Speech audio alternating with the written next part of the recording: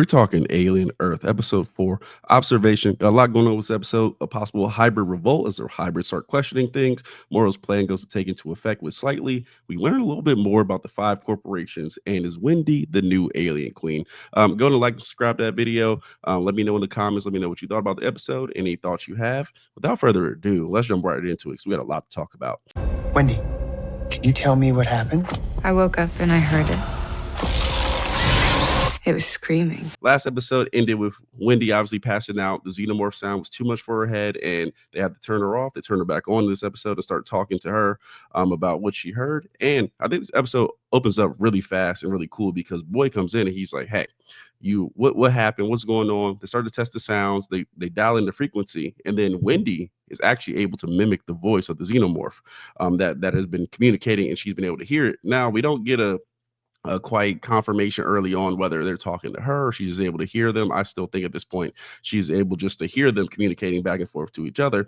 But later in this episode, she's now able to mimic the voice and now try to communicate back with them. So I thought that was really cool. Also, Boy is really in the last episode, I titled Mark for Death because I thought he was really pushing his luck. He's really pushing his luck at the beginning of this episode. I mean, he's stirring up things with Curly because now he's doing this thing where Curly was trying to be his favorite, going back to Wendy, like, well, she's just way too cool, and now she can talk to aliens. Yeah, you're on the back post again. And also too, with Kersh, and I'll get into Kersh a little later, but we still start to see more of that kind of rivalry brewing between Kersh and Boy, as Kersh is like, I got my own stuff going on, so I'm not too worried about you right now. But Boy is pushing his luck even to the point where he is willing to risk these he's willing to risk these hybrids that he spent trillions of dollars on making and saying, hey, if they fall apart, they're replaceable and we can rebuild them. But to the point here, I think this is cool because the fact that Wendy is able to replicate this voice and able to kind of talk, now the company has all their data. So now they're going to develop a way to be able to talk to these xenomorphs back and forth and have some level of communication. And what do we start with? The first episode, Boy said, my goal is to be able to have a conversation with a higher intelligent being. And no one said that ever had to be the hybrids if they learn a lot. It can also be these xenomorph aliens. So definitely, or any other type of species. So definitely that opens up a cool avenue and definitely a little bit of flashback to the first episode. Now, while that is going on and Boy is really pushing his luck, we got Morrow and his plan with Slightly. So Morrow, a character I had a lot of interest in. It really seems like this episode they have gone the more corporate route. I was hoping Morrow would have more of a kind of an individual like goal where he was like, hey, I'm trying to be full synthetic. If it's possible at this lab, I'm trying to get in touch with that. But it seems he's kind of dialed it back to his corporation loyalty.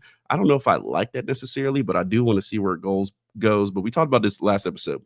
Slightly's character definitely with Morrow has made him more interesting, and Morrow is really pushing it. So his goal is to, hey, Slightly, I need you to get into the lab and get an egg for me. And Slightly's like, I don't know if I can do that, the loyalty, but Morrow's working on him. So he finally gets him to agree with the plan. And then Slightly goes in there and he just, he's a kid. So clearly when he goes and talks to, I call him Isaac. I forget his nickname he had before that, but one of the other hybrids, he's like, hey, I'm just here to do what? And Isaac is like, you're grabbing what exactly? And he's like, actually, I forgot. We'll talk about it later. So he's a bad liar. And I think this dude, the actor is playing the heck out of him having a child mind. And that also allows Morrow to take advantage of him. So I think that's pretty cool there. I want to see how this develops a little bit. So obviously after that, he goes back to Morrow and he's like, hey, like, I just can't do it. Like, I don't want to turn down my friends. Like, they gave me this opportunity.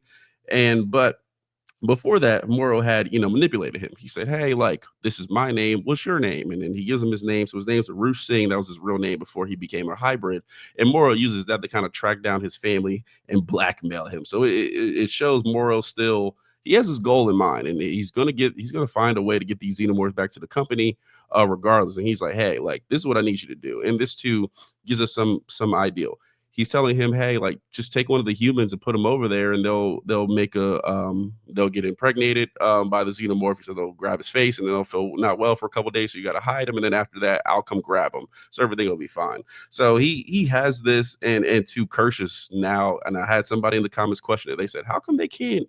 They don't know that Morrow's communicating with Slightly. Well, they do. Kersh knows, and it seems like he's known for a bit. He even confronts him a little later, but he's like, like, let me see how these things play out. So Kersh has a lot to do with this episode. I'll jump into him a little more later. But so now he's sent slightly on his plan to now take Wendy's brother, sit him in there because that's who he chooses, and like, hey, I'm gonna take him in there, and then I'll get this, and my family will be saved because he's getting, obviously the blackmail. So easily controlled. I'm interested to see where that goes. I think this storyline has kind of picked up a little bit, but it quite didn't go the way I wanted to. I wanted Morrow to more say, hey, I want one of those synthetic bodies, and whatever I need to do to get one of those is kind of my goal. But we will see how that develops. Now, the episode is called Observation. There's a lot of watching going on. There's not a lot of action in here, which to my dismay, but it's still a little bit more setup. So we get to the T Oxalis that takes part.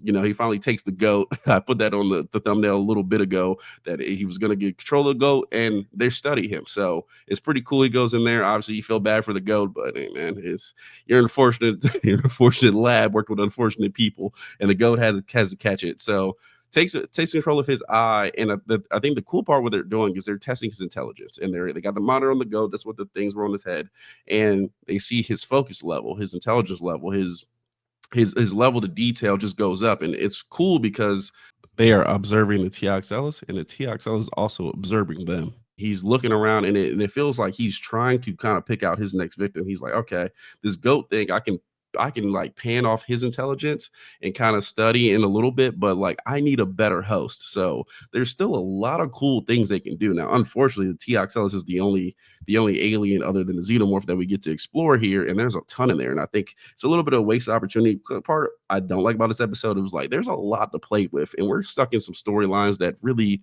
don't go anywhere. Like it feels like they kind of pushed 30 minutes of content, just stretch it out an hour. So I feel like we could have done more in the lab studying these aliens, but I think this is kind of set up. I'm still really interested in what this TXS is going to do. We still know he has a confrontation with the plant, but we finally see him take another source. So I want to see the TXL is obviously, if it gets a hold of one of these humans, I think that would be really cool. If it gets a hold of a cyborg or something like that, that would be crazy. So I'm still hoping that goes. But we know right now where the TXL is. Now, there's a lot going on in this episode with a little bit of corporate drama. So Hermit, we know him. He got the lung, and they bring him in and they say, hey, like, if you're going to stick around, like we need you to, figure out what's going on with Wendy. Now, the cool thing is they're trying to test if Wendy is she actually his sister? Does she actually have the soul of that person and now everything has gone over? Or is she just a vessel that is mimicking his sister because she has all the memories? I think that's a cool idea. I mean, they don't explore that any further in this episode, but I think that's something cool that's set up that they can kind of explore later down the roads, because that's actually an interesting question to these kids, because they comes later on that they want to see their families, and obviously now slightly is put in a situation where he cares about his family, and Morrow says, hey, if you don't do what I want you to do, they might not make it. So that's a cool dynamic. So they basically, and also too, they do this man wrong, man. They say like, hey, that lung that we put in you involuntarily? Yeah, that costs about $1 billion. So you can go home and we go send you the bill, and you're going to be a lifetime of debt. Or you could just stay here, do what we want, and you continue to work and be able to see your sister, because she ain't leaving either. So they kind of do him pretty wrong there. He got blackmailed. But yeah, I think it's cool. It's kind of like everyone who works with this company is kind of on a terms and conditions. So like when you sign in your Apple phone and it's like terms and conditions. I don't know. I just hit the agree button. And unfortunately, later on that, it might cost me or do something that I wasn't happy with doing, and now I'm stuck. So he's kind of stuck in this situation. But moving on. Wendy is dealt that other side of that hand where they used Wendy to kind of manipulate Hermit and make him stay. They take Wendy, boy takes Wendy, and he's like, hey, like, if you want your brother to stay, I need to learn this new language. Like, I need to be able to communicate with these aliens and go from there. And obviously, this is a big moment in the show, because we talked about it last episode. I talked about it with Scotty. With Wendy's loyalty, she really only has loyalty to her brother. Now, she is cool, and I'm sure she's appreciative of the things she can do. And she has this kind of like, yeah, I'm a part of you guys and I'm part of this team.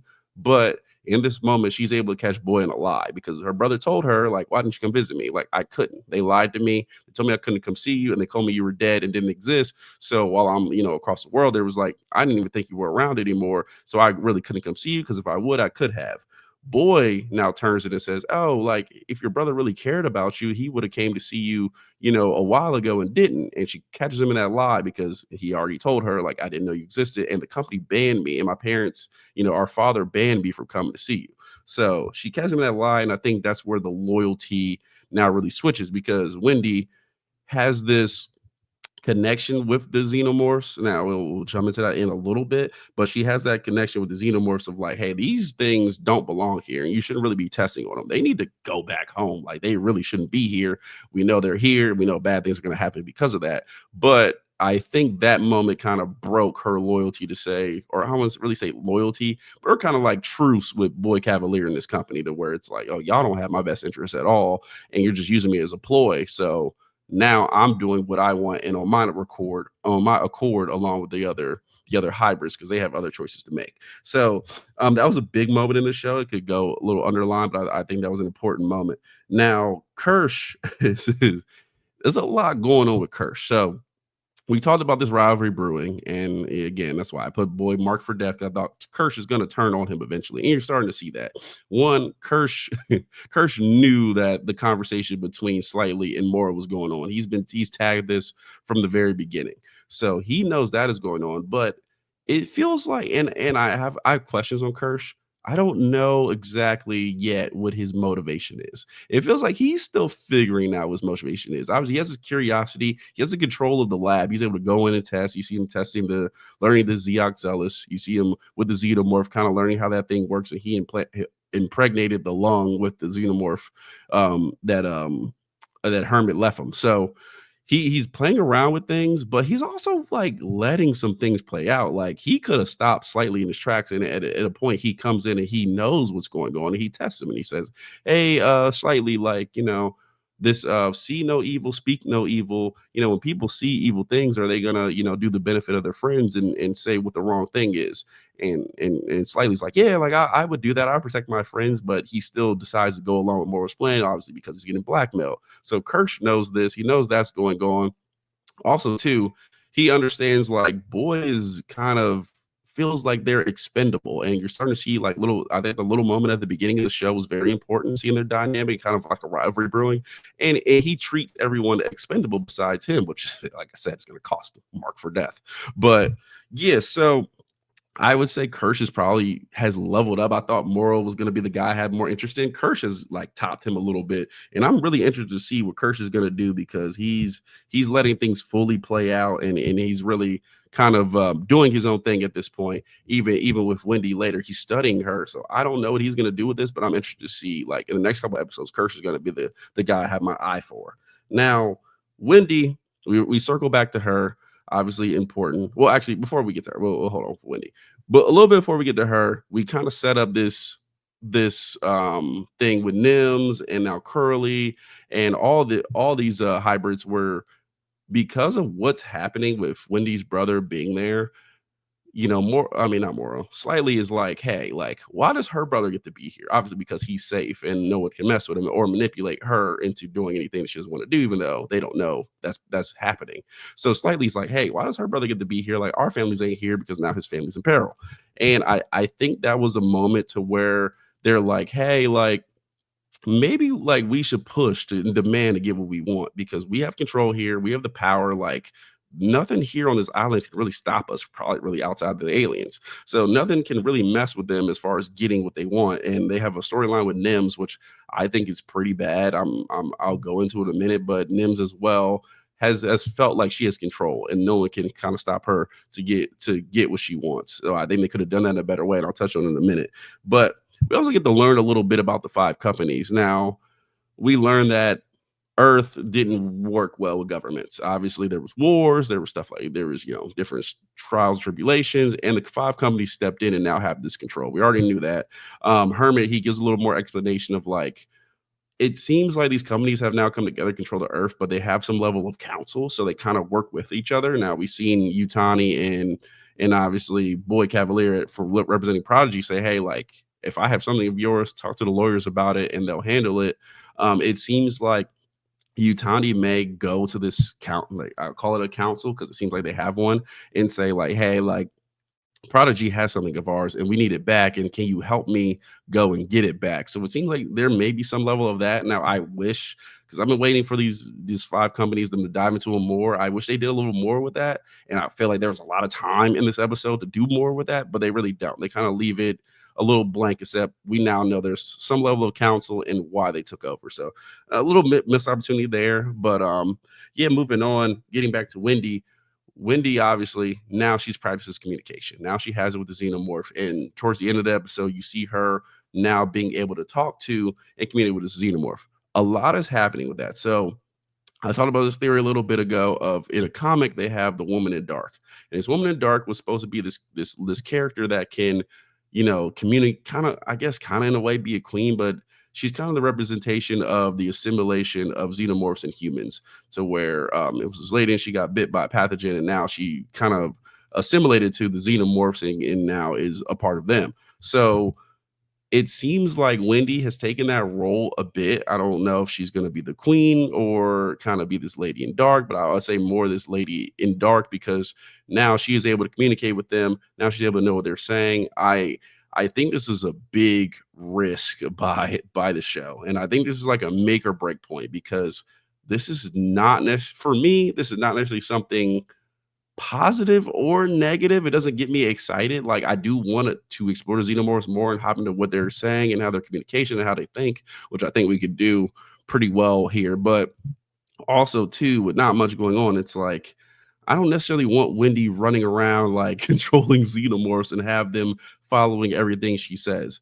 It feels like that was a big and interesting move to take, and I think this series is kind of hit a make or break point because some people are rocking with it. Obviously, if you've been watching this long, you like I've liked the show, and I think the first 3 episodes are really good. With this episode, I don't think it was that great. I think it was a little dull, but this moment is a big drop. So I'm interested to see what they do. Obviously, we know the xenomorph pops out at the end and she's able to talk to him, and it feels like she's petting him, and now he has some loyalty to her.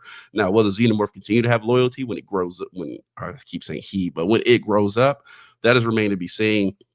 But yeah, this role Wendy is taking is a little bit questionable. Like again, we got to see how it plays out, but I think it was a major risk. And tell me your theories of where you think this is going to go. I mean, for me, I think Wendy is fully on the side of these aliens, which is pretty dangerous. But how they're going to rope that into the story, like we know we have one xenomorph.